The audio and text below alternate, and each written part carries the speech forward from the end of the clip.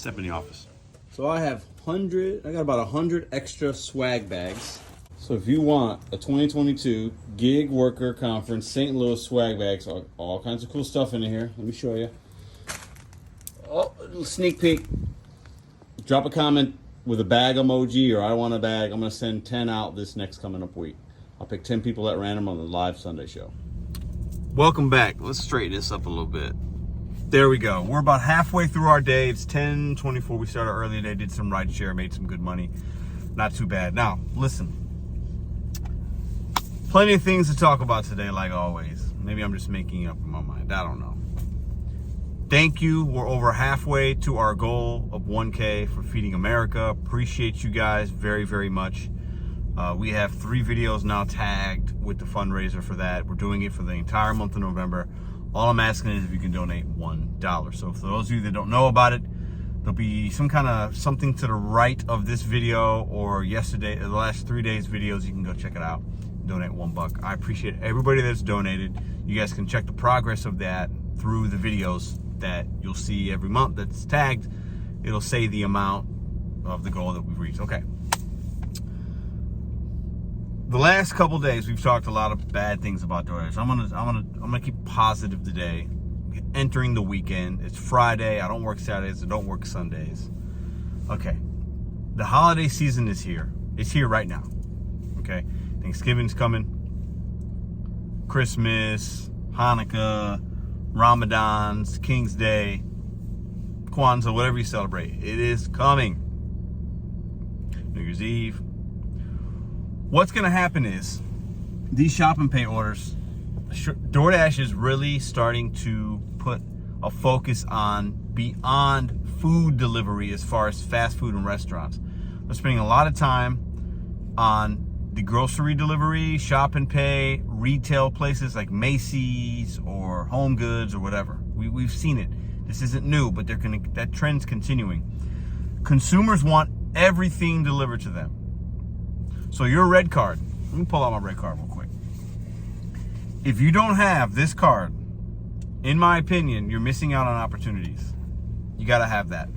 DoorDash just paid, right along with Bree. I'll put a little thing here if I can. They just partnered with her to make a video on how to do shop and pays. We've done that here. Many other channels have. Shout out to Bree. Great channel. They teamed up with her. DoorDash is they're moving into a lot. They want everything delivered. Before you know it, there's going to be, everything. We're going to be delivering automobiles. We're going to be delivering babies. Okay? Get your red card activated. For those of you that don't like shopping, I get it. But the opportunities are going to be there in the next couple of months. DoorDash had their Q3 earnings call. And one of the key points, questions were being asked. They asked about the future, things like that. DoorDash has said they're putting a lot of energy into getting into more merchants, shop and pays, grocery delivery. That is where it is. The base pay on those is higher than most food deliveries, okay? Now, tip, no tip, whatever, those kind of orders can be really good sometimes. And sometimes, you go to a place like Walgreens, CVS, it's only 5, 6, 7 items, you knock it out. The time it takes you a lot of the times is very similar to the time it might take you to wait in a McDonald's drive-thru, if not even better, because you can control how you move. You do have to sometimes do substitutions, which can be a pain if the customer doesn't actually put in some for you, but red card, shop and pay, merchant deliveries from places, retail places, are going to be huge in the next couple of months. Strategically, put yourself in places on certain days of the weeks that are going to give you these kind of orders. Give you an example. Instacart. Costco drop at 10 a.m. When I started doing Instacart, people were telling me, go be in the parking lot like 9:50. The drop happens. What happens is all the orders go out to the drivers that are out, the shoppers that are out. In your market, I'm not saying DoorDash has something similar, but you might be able to ask some questions of some of your merchants, your retail stores. Ask them, do they have something similar? Hey, do you guys have these orders? Like in the morning, do you dispatch them to go out at a certain time? Ask questions. Retail, shop and pay, grocery delivery, especially right before Thanksgiving and big meal, like it's going to be very important. It's going to be an opportunity you want to take advantage of. Now, some of you might be asking, Pedro, what's a Q3 earnings report? Doordash does this, where they take Doordash and their financial people, Tony and his right-hand minion, they talk about the state of their financials, what's the future. They answer questions of, I believe it's like, maybe investment people, shareholders, people in the know, whatever. It's important to pay attention to some of the things and reports that come out, right? Like this one here saying, they had a big increase in orders delivered in Q3. I believe, I made a little short, I believe the reason they had a big increase is because of the Diamond program. Them telling us, hey, if you want to get high-paying orders, quotations, high-paying orders, if you want to see a $5 order going 2 miles, if you want to see a $14 order going 9 miles, all these things are high-paying orders. It is what it is. That's what they call it. You need to keep your acceptance rate above 50, and if you keep it above 70, you'll get first priority, which is what they've been telling me. I'm seeing the same kind of orders. There's been no difference. I've been doing DoorDash for almost 2 years now. No difference in my market. You guys are telling me similar things in yours, but some of you guys are telling me, well, no, I see that it actually works for me in my market. That's cool. You got to do what you got to do, right? But the reason we got to keep checking on a pulse on these reports that come out is it's going to talk about where the future might be for these apps and what that might mean for you. As far as, do I need to stay with these apps? Do I need to get another app? W2, what's the future look like? Is it bright? Is it bleak? Lyft let go between 500 and 700 employees yesterday. Not drivers, employees at their home offices. So that's not a good sign, right?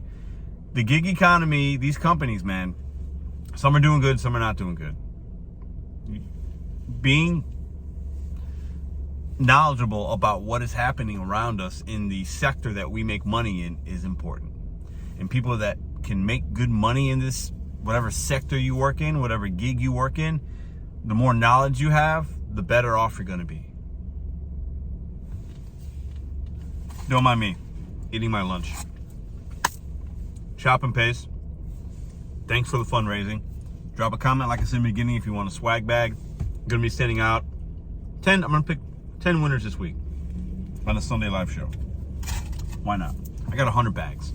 My goal is all those 100 are going to be either I give them out to people as I got some in my car. I give them out to drivers as I meet them in the streets if they want one. And I'm going to send them out to you guys because it's got cool stuff in there. And it's free. Who doesn't want a free swag bag? Who doesn't like free stuff? So my goal is to send some out every week or every 2 weeks and to people that want them. So drop a comment with a bag emoji or I want a free bag. I'm going to pick 10 people to send bags out. I'll pick 10 people on Sunday and I'll get those bags out Monday or Tuesday morning of next week. I only got one other thing to say.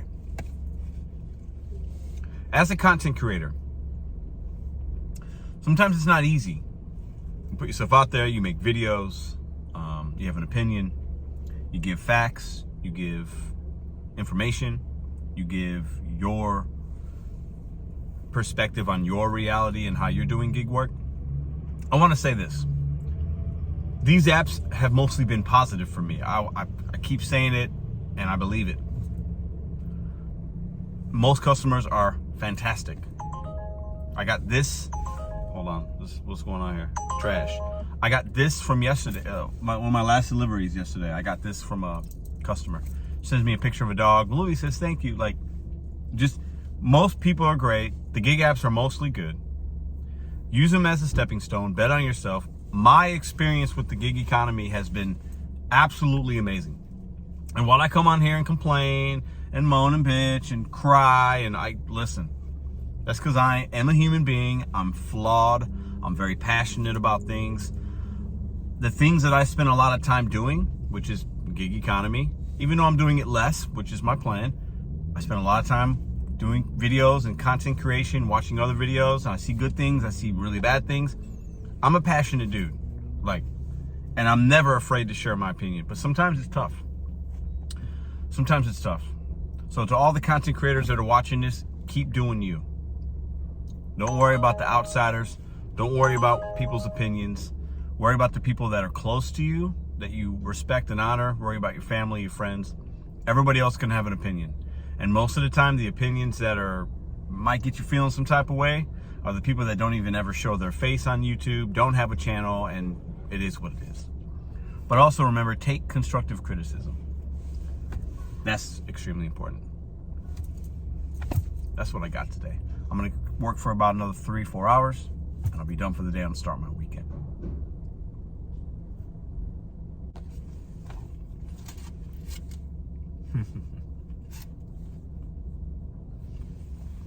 Almost forgot. Bet on you, set goals one day at a time. It's a mindset. Only you can know what that means for you.